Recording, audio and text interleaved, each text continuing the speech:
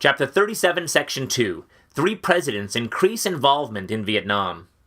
From the 1880s up until World War II, Vietnam was part of French Indochina, a French colony in Southeast Asia that also included Cambodia and Laos.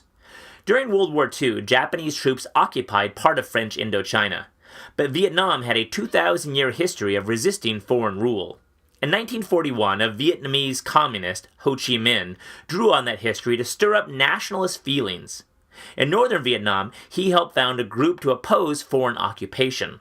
Members of this independence movement became known as the Viet Minh. On September 2, 1945, the same day that Japan formally surrendered to the Allies, Vietnam declared its independence. Ho Chi Minh made the announcement. In what seemed like a bid for U.S. backing, he began his speech with words from the Declaration of Independence. "All men are created equal," he said. "They are endowed by their Creator with certain inalienable rights, that among these are life, liberty, and the pursuit of happiness." Ho ended his speech with words that might have stirred the hearts of the original American patriots. "The entire Vietnamese people," he said, "are determined to mobilize all their physical and mental strength to sacrifice their lives and property in order to safeguard their independence and liberty." Ho's followers would show their determination over the next 3 decades. First, they fought France when it tried to re-establish colonial rule. Later, they would fight the United States, which saw them as a communist enemy. In the early stages of the war, 3 presidents would set the pattern for deepening U.S. involvement.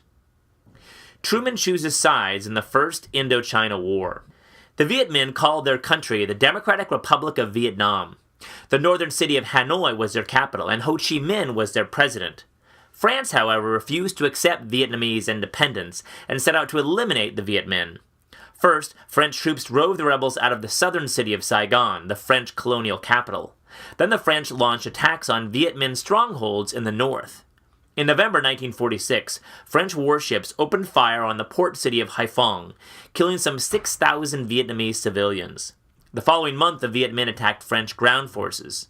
These incidents marked the start of the First Indochina War. This war would continue for 8 years. Some American officials saw this conflict as a war between a colonial power and nationalists, who aspired to govern themselves. They urged France to set a goal of complete independence for Vietnam. Others, including President Truman, held views of the conflict that were more colored by the Cold War. They believed that the Viet Minh intended to create a communist dictatorship. Although Truman suspected the French might be fighting to preserve their empire, he chose to see their efforts as a fight against communism. For Truman, containing communism was more important than supporting a nationalist movement. By 1951, thousands of U.S. soldiers had already died in Korea trying to halt the spread of communism. Truman was determined to block any further communist advance in Asia. For this reason, he called for an increase in military aid to French Indochina. This aid rose from $10 million in 1950 to more than $100 million in 1951. By 1954, the United States was paying 80% of the cost of the war in Indochina. Eisenhower considers increased American involvement. Despite U.S. aid, the First Indochina War dragged on. The French controlled the cities in both northern and southern Vietnam. But the Viet Minh dominated the countryside. The Viet Minh took control of rural villages, often by assassinating local leaders with close ties to the French. They gained the support of Vietnam's peasants, who made up around 80% of the population, in part by giving them land taken from the wealthy.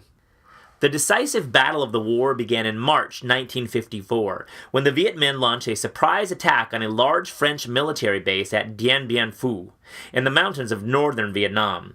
They soon had the base surrounded. By April, the more than 12,000 French soldiers at Dien Bien Phu appeared ready to give up. Now Truman's successor, President Dwight D. Eisenhower, faced a dilemma. A loss at Dien Bien Phu might knock the French out of the war. Eisenhower briefly considered sending B-29 aircraft to bomb Viet Minh positions, but he did not want to act alone. What he really wanted was a commitment from Britain and other allies to take unified military action to stop communist expansion in Vietnam and elsewhere in Indochina. In a news conference on April 7th, Eisenhower warned that if Vietnam fell to communism, the rest of Southeast Asia would topple like a row of dominoes. Even Japan, he said, might be lost.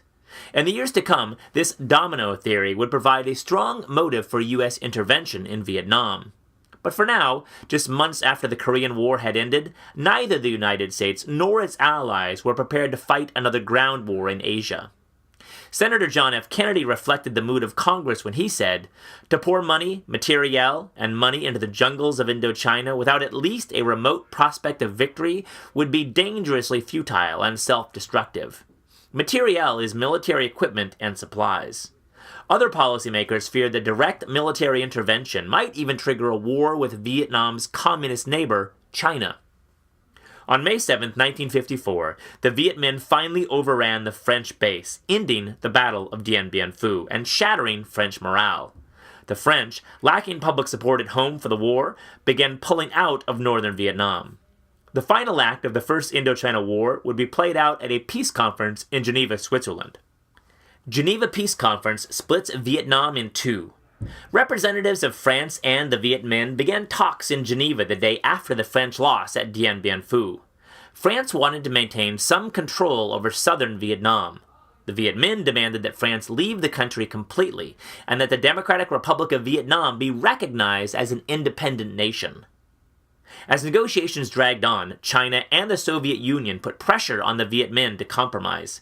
They did not want to antagonize the United States, fearing it would intervene militarily. Finally, in July 1954, the French and Viet Minh signed the Geneva Accords. Under this agreement, the fighting stopped and Vietnam was split temporarily along the 17th parallel. The Viet Minh moved north of that line, while the French withdrew to the south.